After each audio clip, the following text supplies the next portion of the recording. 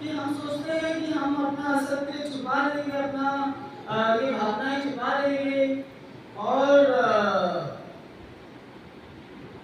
कहीं एक व्यापारी बुद्धि से भगवान के पास आते हैं। भगवान और ऐसे में हम आपको यही आपको एक और भगवान की लीला ही बताएगी। महाभारत के युद्ध में जब अर्जुन जी ने ये प्रतिज्ञा ली कि अगले दिन सूर्यास्त होने के पहले वो जयद्रथ का वध कर देगा। जयद्रथ को भी वरदान दिया हुआ था, जयद्रथ को भी वरदान या आशीर्वाद जयद्रथ के पिता ने दिया हुआ था। जयद्रथ को मालूम था, उसको लगता है कि जयद्रथ को बचाने के लिए पूरा कौरव सेना, नारायणी सेना, पूरी कौरव सेना ने प्रयत्न करा। उस समय अर्जुन जी ने बोला कि मुझे सूर्यास्त के अर्जुन जी ने भगवान श्री कृष्ण से बोला कि मुझे सूर्यास्त के पहले जयद्रथ का वध करना ही करना है। तो भगवान मुस्कुरा है कि वध तो तुम्हें करना है, इसलिए तो तुम युद्ध कर रहे हो, लेकिन ऐसी प्रतिज्ञा लेने की क्या आवश्यकता है? और भगवान ने कहा अब क्या है, तुम्हारा मन जिसके लिए अर्जुन जी जाने जाते थे, एकाग्र मन से एक कंसंट्रेशन से तुम्हारा नहीं रहेगा कि तुम्हारा एक ध्यान तुम्हारा सूर्य की ओर रहेगा, सूर्यास्त हो रहा है या नहीं हो रहा है या कहाँ जा रहा है। और उस समय भगवान ने बोला, ये भी बहुत महत्वपूर्ण बात है। भगवान ने अर्जुन जी से बोला कि तुम बाहर चलो, तुम पद बनाओ, मैं जयद्रथ को तुम्हें बचाऊंगा। भगवान अगर चाहे तो भगवान की आत्मा को उसने जो निर्धारित जो विधि का विधान है उसमें जो उस दिन देती थी, जयद्रथ का तो वक्त होना ही था, लेकिन फिर भी भगवान ने उस समय अर्जुन जी से बोला तुम पद बनाओ और मैं तुम्हें एक सारथी रूप में, तभी भगवान ने सारथी रूप में उनके साथ आए थे कुरुक्षेत्र की भूमि युद्ध पर। तो बाढ़ तो आप ही को चलानी होगी, पर आपको बनाना होगा भक्ति पद। अगर आप भक्त हैं तो भक्ति पद आपको बनाना होगा। भगवान तो अपने और आपको बुला ही रहे हैं, भगवान आपके साथी बनेंगे, लेकिन इस जीवन का जो युद्ध है वो आपको लड़ना होगा। और समय आने पर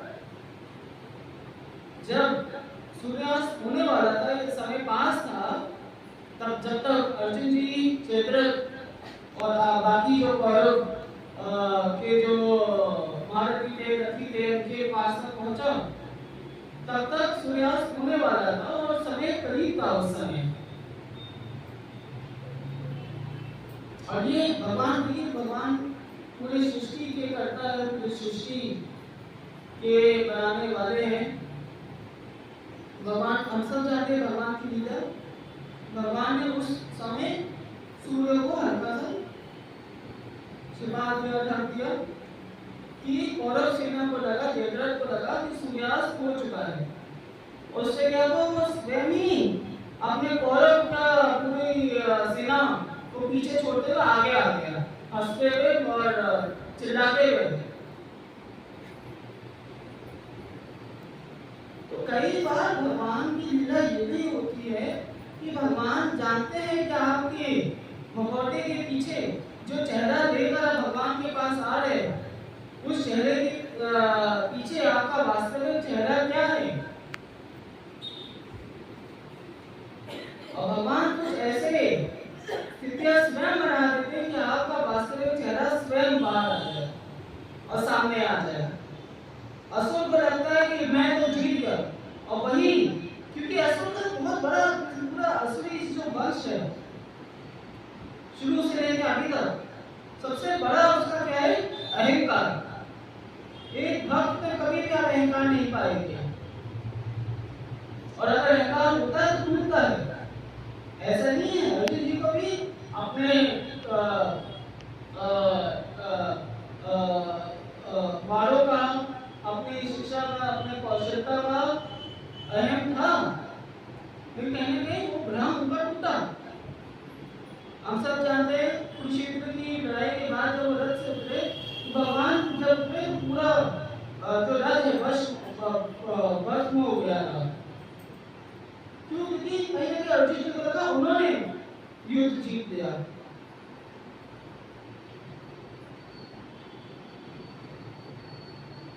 अर्जुन जी ने जब अगर जयद्रथ के उसके वध की बात करें, उसी समय की बात करें, अर्जुन जी ने जब बोला कि आज मैं जयद्रथ का वध कर करूंगा, तो भगवान ने उनको दोबारा याद दिलाया कि तुम कर्म करो, फल का तुम्हारा अधिकार फल पर नहीं है। अगर आप भक्ति भावना भी कर रहे, अगर आप भक्ति कर भी रहे, जहां आपका नेत्र फल के ऊपर चलेंगे तो आपकी भक्ति निरर्थक होगी। जहां ऐसे ही स्थिति आई, भक्ति करते हुए भी आपने भक्ति करी, कितने वर्ष निकाले, लेकिन जहां बता रहे मैंने तो भक्ति करी, मुझे फल नहीं मिला, मैं तो भक्त हूं, मुझे नहीं मिला जो भी आपको चाहिए, वहीं पर आपकी भक्ति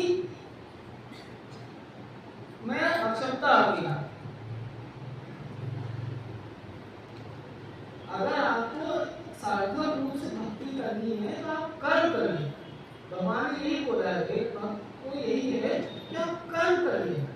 जहां आप सोचते ये छूटेगा, ये मिलेगा, ये तो नहीं मिला, ये मिलेगा मिलेगा या नहीं मिलेगा वगैरह, या माइंड में आके कुछ आपने बोलते हैं कि भावना नहीं है, भगवान सब जानते हैं। आप सोचते हैं माइक पर आपको कुछ बोल देंगे और भगवान खुश हो जाएंगे। आप लोगों को खुश कर सकते हैं, 4 लोगों को खुश कर सकते हैं, लेकिन भगवान तो सब जानते हैं। इसीलिए जैसा कि पिछले ओम में बोला, कुछ भी सोचिए, कुछ भी करिए, बहुत सोच कर करिए, बहुत सोच कर करिए और साफ मन से करिए। सिर्फ आप कर्म करिए, उसमें कहीं पर भी जहां आपने व्यापारिक बुद्धि लगाए वहीं पर आपने एक क्षण लगता है, आपको एक क्षण लगता है। जो कुछ बातें रावण ने लक्ष्मण जी को बोली थी, रावण ने लक्ष्मण जी को ये भी बोला, एक क्षण लगता है एक भक्त को असर करने में। और असली भावना ऐसे होती है, चीख चीख के चिल्ला चिल्ला कर आपको बोलेगी अपनी पूर्ति करवाने के लिए, चाहे वो प्रतिशोध हो, चाहे वो ईर्ष्या हो, चाहे वो क्रोध, आपको शांति से नहीं रहने देगा। इसने मेरे साथ ऐसा करा, अब मैं उसको दिखाऊंगा, मैं तो भगवान का भक्त हूँ, मेरे साथ ऐसा करके दिखाएगा। जहां ये भावना आई तो आपको हो सकता है ना भी पता चले, आप सोचे नहीं मैं तो सही कर रहा हूँ, लेकिन क्योंकि उसमें जैसे कि मन में अभी था, वो मैं का तत्व आ गया, वो हम का मेरे साथ का, चाहे आप भक्त क्यों ना हो, चाहे आप कई वर्षों से क्यों ना आ रहे, जहां ये भावना है, मैं की भावना है, भक्ति में बिल्कुल कोई मैं की भावना आती ही नहीं है। और अगर है वो भक्ति नहीं है, पूर्ण रूप से सार्थक रूप से भक्ति नहीं है। तो भक्ति में मैं की भावना तो नहीं आती, ना अपने पराये, ना मेरे तेरे, ना परिवार की भावना, ना आकृति की भावना आती है। एक भक्त जानता है कि हर आकृति में, हर रूप में, हर स्वरूप में भगवान का ही दर्शन है, चाहे वो कुछ भी हो, चाहे वो पशु हो, चाहे वो पक्षी हो, जिस भी रूप में वो भगवान ही है। लेकिन जहां आपको लगता है कि ये सब आप कर रहे हैं, वही आपकी भक्ति आप अपना आप को सीमित कर देते हैं और आप आगे बढ़ना, जो मैंने कहा कि एक कदम आगे 2 कदम पीछे चल देते हैं। आपको लगता है 1 कदम आगे चले, लेकिन जहां आपके मन में ये सोच है 2 कदम आप पीछे आ सकते हैं, आगे बढ़ना, चाहे एक कदम बढ़े। भगवान ने ये नहीं कहा कि आप दौड़ो, आप अपनी सामर्थ्य को देखते हुए, लेकिन जब तक आप भगवान की ओर चल रहे हैं, उसमें स्पीड का नहीं, धीमे चलते चले, हाँ अवश्य जितनी जल्दी पहुंचे उतना अच्छा, लेकिन उसमें चाहे आप 1 कदम, कोशिश ये करिए 2 कदम पीछे ना चल जाइएगा। हम जैसा कि हम अभी कह रहे थे, लोग अभी मैं सोच रहा हूँ 93 से आ रहा हूँ, मैं 94 से आ रहा हूँ, ये आ रहा हूँ, वो आ रहा हूँ, तो मैं ही बात में ऐसी आ जाती है उसमें वैसे भी। लेकिन आप उसमें आगे ही कदम चले, ऐसे तो नहीं है कि आप कुछ कदम पीछे चल दिए। ये जहाँ खड़े थे 1993 में, 94 में या 2000 में, वहीं पर आज भी खड़े हुए आप। अगर आप वहीं पर खड़े हुए हैं तो भक्ति करते हुए आप भक्त नहीं है। तो भक्ति क्या है? भक्ति आपकी निस्वार्थ भावना है भगवान के लिए, भगवान की प्राप्ति के लिए जो आप करेंगे वही भक्ति है। भक्ति करते हुए जहाँ आपका कुछ और आ गया कि मैं भक्ति करूँ भगवान के लिए, क्योंकि भगवान मुझे ये देगी, भगवान से मुझे ये प्राप्त होगा, तो वो भक्ति नहीं है, वो स्वार्थ पूर्ति की भावना हो जाती है। भक्ति तो एक बहाना बन जाता है, भक्ति तो एक वाहन बन जाता है आपके लिए, और कहीं ना कहीं एक वस्तु बन जाता है। और आप सब जानते हैं कि कैसे आज के दिन भक्ति को एक वस्तु कर बना दिया है। कुछ भी करो भक्ति को सामने कर दो कि मैं भक्ति, मेरे ऊपर कुछ आता ही नहीं है, मैं तो भक्ति। ये भक्ति का आपको, भक्ति आपकी अवश्य ढाल है, आपको हर बुरी चीज से बचाएगी। लेकिन भक्ति को अपनी ढाल ऐसे मत बनाइए कि आप कुछ भी करिए और बोले मैं तो भक्त हूं। ये कोई भक्ति नहीं है। ये आपने भक्ति का एक पोशाक डाली है अपने आप को बचाने के लिए, भगवान के लिए नहीं, ना भक्ति के लिए, और ना फिर आप भक्त हुए। आपके समय से या आप क्या बोल रहे हैं, आपके स्वरों से, आपके शब्दों से, या क्या जता रहे, क्या प्रतीक कर रहे हैं, क्या प्रस्तुत कर रहे हैं लोगों के सामने, उससे आपकी भक्ति नहीं होती है। या कुछ आप विशेष कर रहे हैं, उससे भक्ति नहीं होती है। भगवान ने क्या कहा है, निस्वार्थ भावना से, साफ मन से, अगर तुम मुझे फल फूल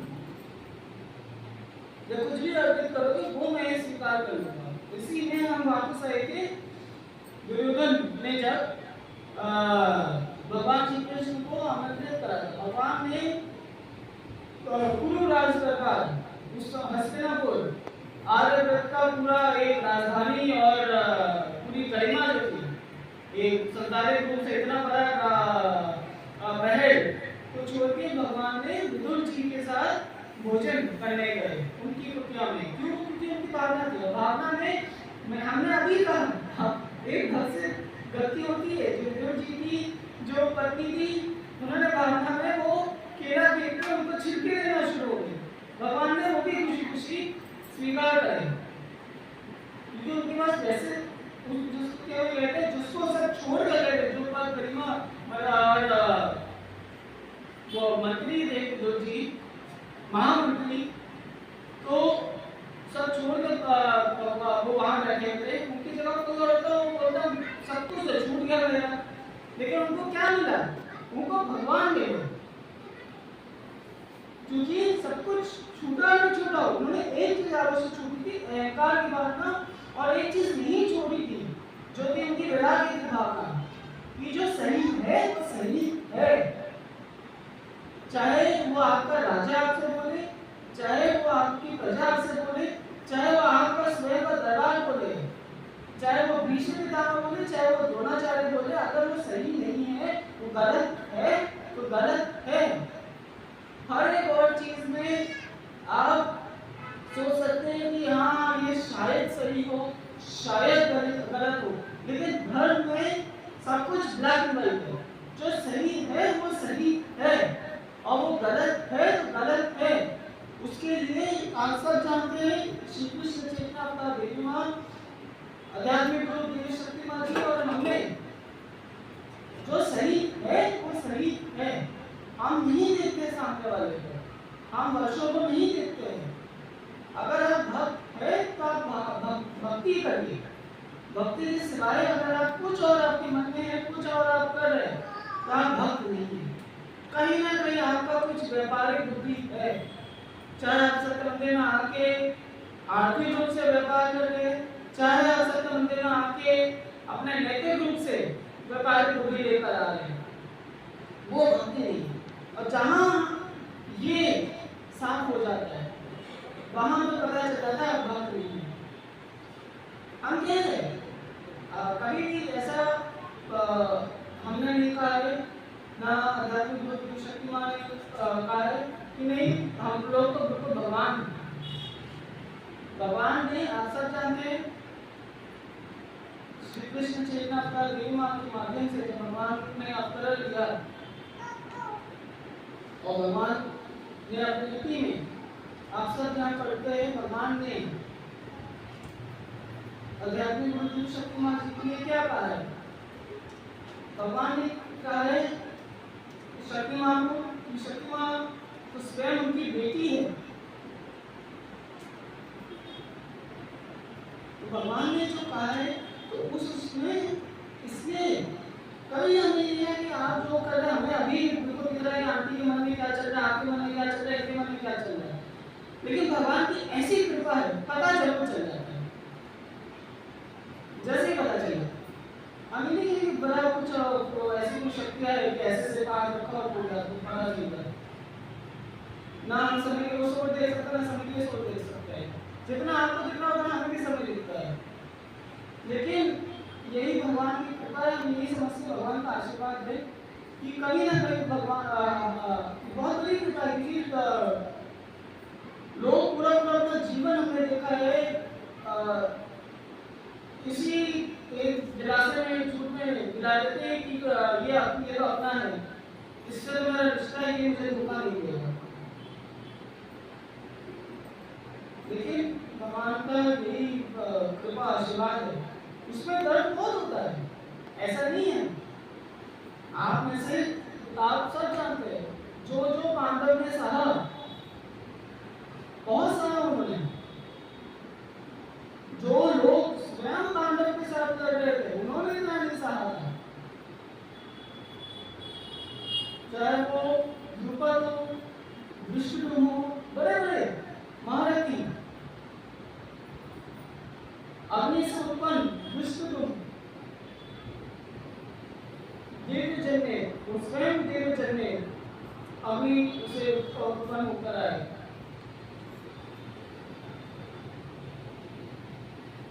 लेकिन कहीं ना कहीं